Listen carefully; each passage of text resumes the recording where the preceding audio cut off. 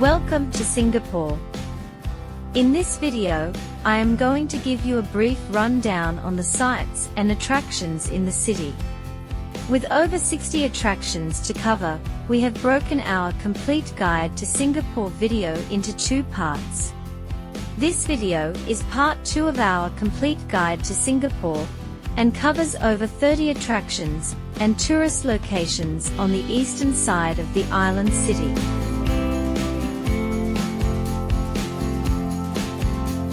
If you haven't watched it already, be sure to watch part 1 of our complete guide to Singapore, which covers another 30 attractions on Singapore's western side. The prices quoted in the video for entry to these attractions are in Singapore dollars.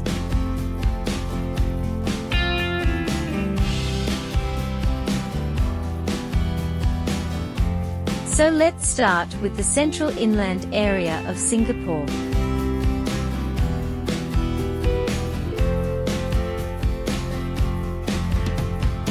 Here you will find the Singapore Zoo, the River Wonder, Lian Shan Shuang Monastery, the Botanic Gardens, the Night Safari, and Bird Paradise. Singapore Zoo is home to over 4,200 animals, across 28 hectares, or 69 acres. The zoo is one of the 5 parks in the Mandai Wildlife Reserve, and although entry costs $50, there are various multi-park tickets and promotions available.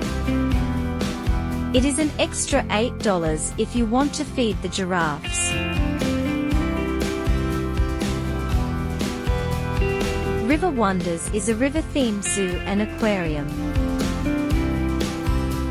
The park is home to 400 plant species, and over 7,500 aquatic and terrestrial animals.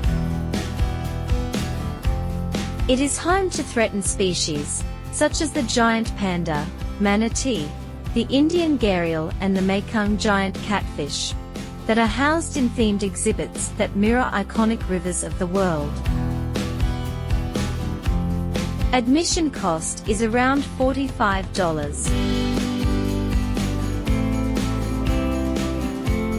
The Lian Shan Shuang Monastery is a Buddhist monastery. Construction of the temple was completed in 1907, and is described as the most beautiful Buddhist temple in Singapore. The temple boasts a 7-story gold-topped pagoda, which is a replica of the 800-year-old Shan Temple pagoda in Fujian in China. Entry to the temple is free. The Singapore Botanic Gardens is a 166-year-old tropical garden featuring beautiful lakes, animals, flowers and plants, including one of the region's first rubber tree orchards. It is located near the Orchard Road shopping district. The garden is the only tropical garden that is recognized as a UNESCO World Heritage Site. Entry to the gardens is free, however there is a small entry fee to some exhibits, such as the National Orchid Garden.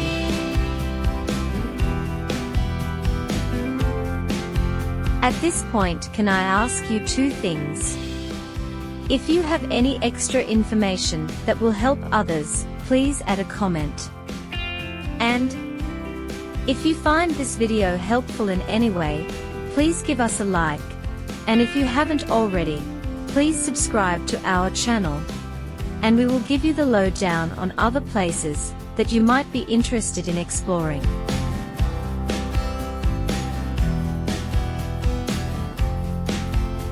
Night Safari is separate to the Singapore Zoo. It is bigger in size and contains a wider range of animals.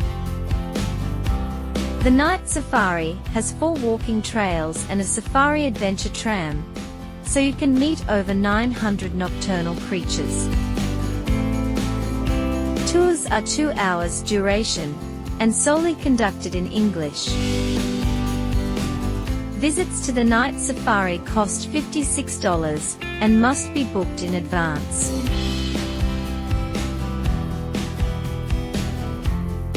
Bird Paradise is Asia's largest bird park. It has large walk-through aviaries, and is home to more than 3,500 birds.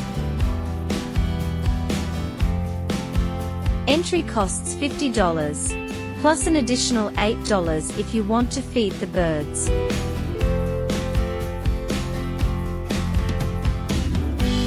Changi Airport and its surrounds is an area full of interest at the entry point to the island.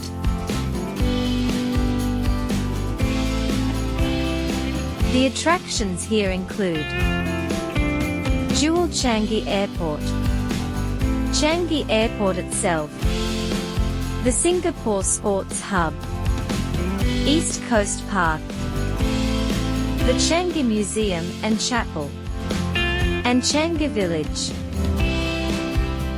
Jewel at Changi Airport is a nature-themed entertainment and retail complex linked to Changi Airport. Jewel includes gardens and attractions. It also has an hotel, about 300 retail and dining outlets, as well as early baggage check-in facilities. Its centerpiece is the world's tallest indoor waterfall, the Rain Vortex, which is surrounded by a terraced forest setting. You need to clear arrival immigration to visit Jewel.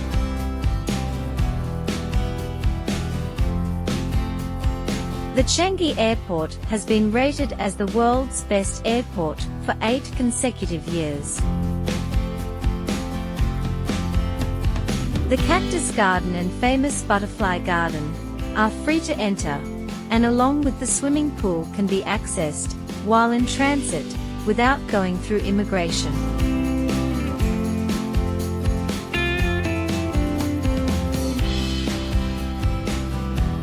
The Singapore Sports Hub is a 35-hectare sports and recreation district. It is anchored by the National Stadium, and also incorporates an aquatics facility, indoor sports hall, water sports center, public sports facilities, and retail. Facilities in the hub, such as badminton courts, are available for a fee.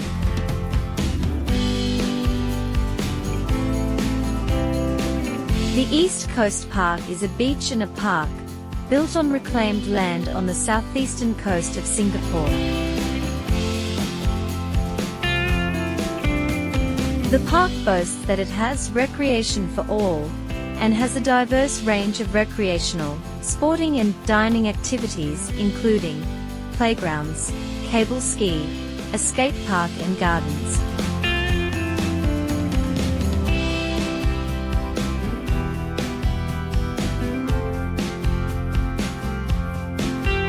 Changi is the site of Singapore's prisoner of war camp. The Changi Chapel and Museum is a war museum dedicated to Singapore's history during the Second World War. The museum gives visitors a glimpse into the daily lives of the prisoners of war who were imprisoned here.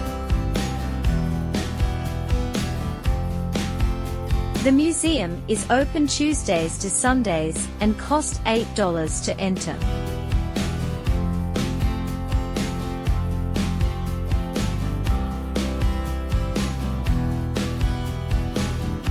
The Changi Village Market Hawker Centre and Changi Beach Park make it a popular destination for both locals and tourists. The area also serves as a gateway to nearby islands such as Pulau Ubin.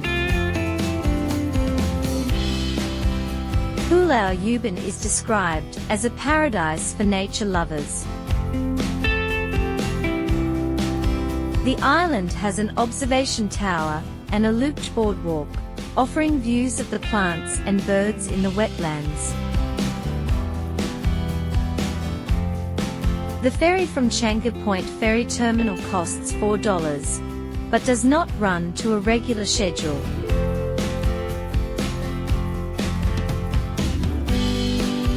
Closer to the city, the Indian and Muslim sections of the city sit side by side.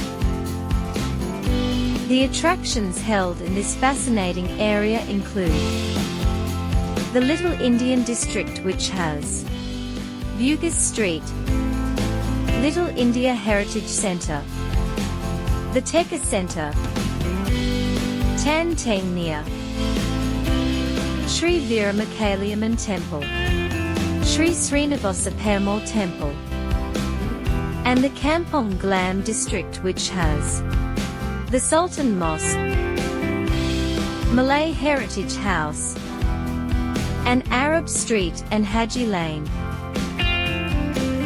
Little India, commonly known as Tekka, is a vibrant cultural enclave with temples and mosques, street art, and brightly painted shophouses. Unfussy canteens and hip eateries sit next to shops selling gold jewelry, colorful silks and fresh flower garlands.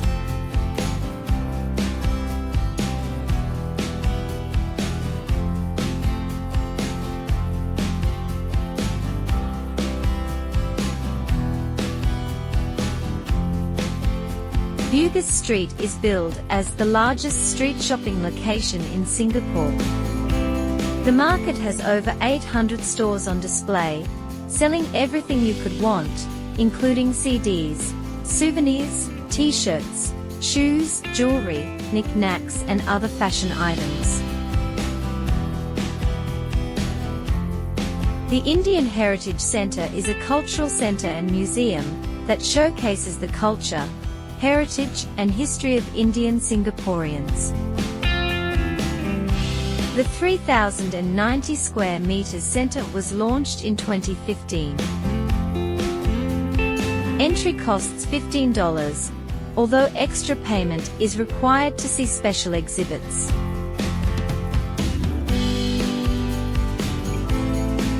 The Tekka Centre is a landmark market of Little India that has operated since 1915, although its current building is relatively recent.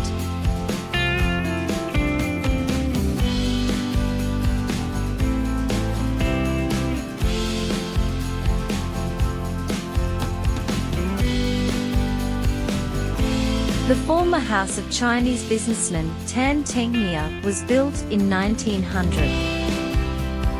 This brightly colored house is the last surviving Chinese villa in Little India. Today the building is rented to commercial retailers.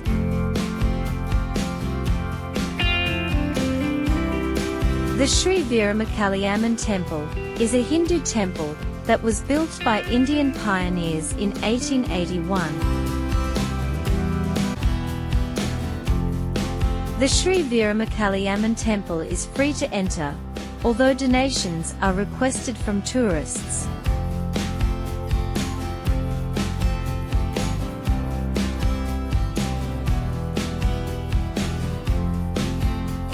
Sri Srinivasa Perumal in Little India was constructed in 1855. The temple's five-tier gopuram, or tower, shows the different incarnations of Lord Vishnu. The 20 meters tall gopuram was added in 1966. There are no entry fees or charges for visiting the temple.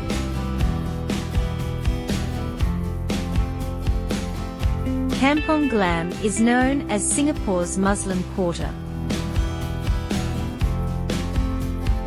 Its 19th century shop houses have been turned into stores selling textiles, and casual restaurants serving spicy Malay and global fare.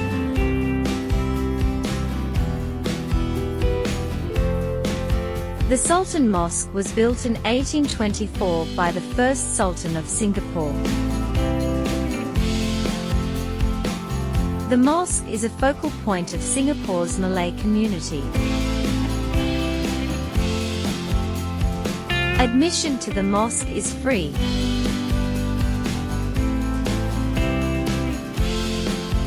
Istana Kampong Glam is a former Malay palace. The palace and compounds became the Malay Heritage Centre in 2004. The Heritage Centre and Museum showcases the heritage and history of Malay Singaporeans. Entry costs $6.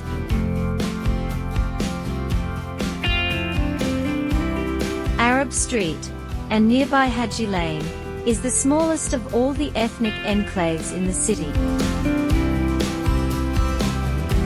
The streets are renowned as a centre for the small, but significant, Arabic community in Singapore. The area offers a range of clothing, carpet, art, jewelry and spice stores, as well as a range of eateries.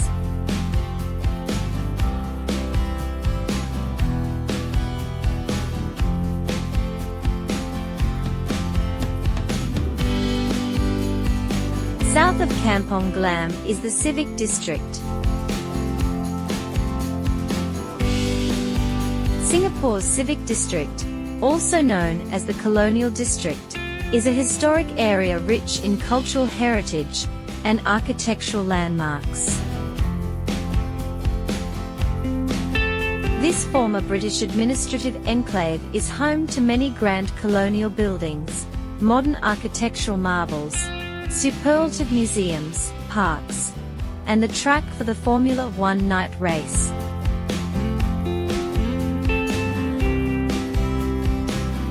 The district boasts a vibrant mix of dining options, from Michelin-starred restaurants to local hawker centres.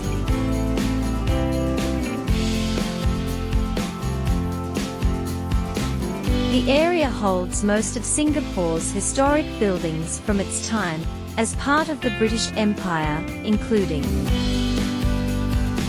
the Fullerton Hotel, the Asian Civilizations Museum, the National Gallery, Chimis, the Raffles Hotel, the Mint Museum of Toys, the Fountain of Wealth, St Andrew's Cathedral, and the Padang. The Fullerton Hotel is located near the mouth of the Singapore River. Built in 1928 and gazetted as a national monument in 2015, it was once home to Singapore's General Post Office. The building has played a pivotal role in Singapore's history and achieving independence from Britain. The Singapore Stone, one of Singapore's most famous national treasures, was unearthed on its ground. The stone, which is now in the National Museum of Singapore, is the earliest recorded writing in the Singapore area. The Asian Civilizations Museum is the only museum in the region devoted to exploring the artistic heritage of Asia, especially the ancestral cultures of Singaporeans. Entry to the museum costs $25. This museum is part of the 4 museums in Singapore, the other 3 being the Peranakan Museum, the National Museum of Singapore, and the Singapore Art Museum. A discounted combined ticket can be purchased for all these museums.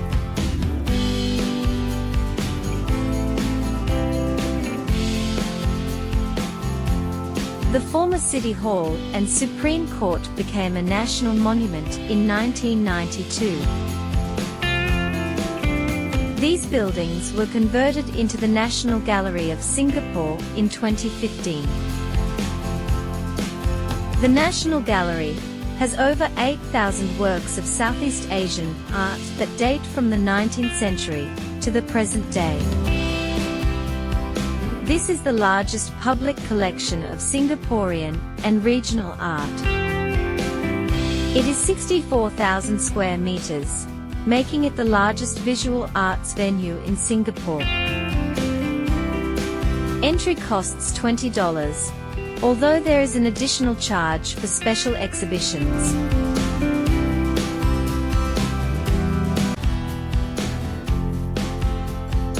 The word Chin stands for the Convent of the Holy Infant Jesus. It was originally a Catholic convent, but is now a neoclassical style building, which houses one of Singapore's most aesthetically pleasing dining and entertainment venues.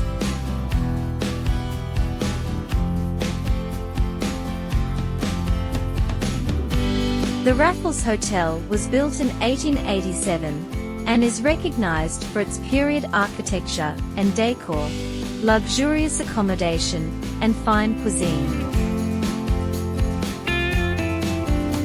The hotel is particularly known for the Singapore Sling cocktail, which was created in the Raffles Long Bar in 1915.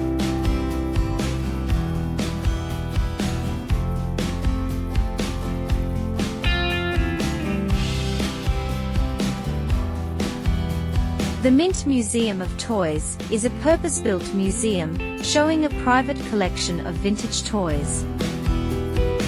It is the largest vintage toy museum in Asia, with over 50,000 vintage toys. The building's facade has glass panes shaped into a wave-like structure. Entry to the museum costs $30.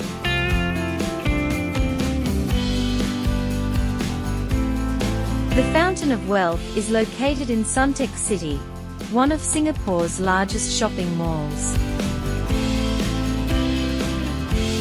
The bronze ring of the fountain is based on the Hindu mandala, or universe, and is symbolic of oneness in spirit and unity. It represents the quality and harmony of all races and religions.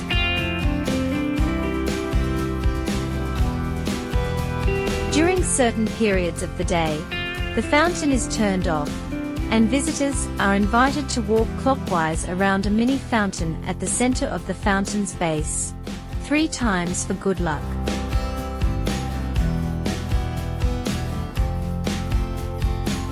At night, the fountain is the setting for laser performances, as well as live song and laser message dedications between 8 and 9 p.m. daily.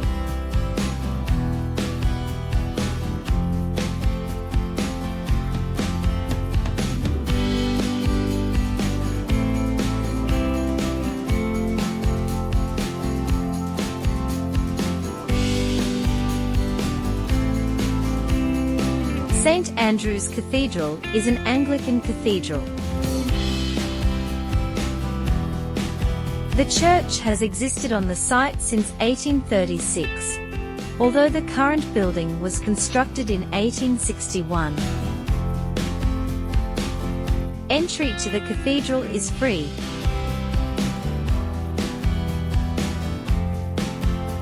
The Padang is an open playing field. It is surrounded by several important landmarks, which include St. Andrew's Cathedral, City Hall, and the old Supreme Court building.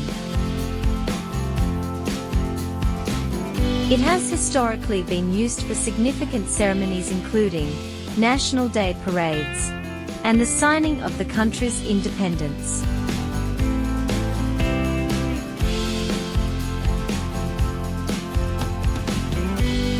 Well, there we have just a taste of some of the main sights and attractions of the eastern side of Singapore.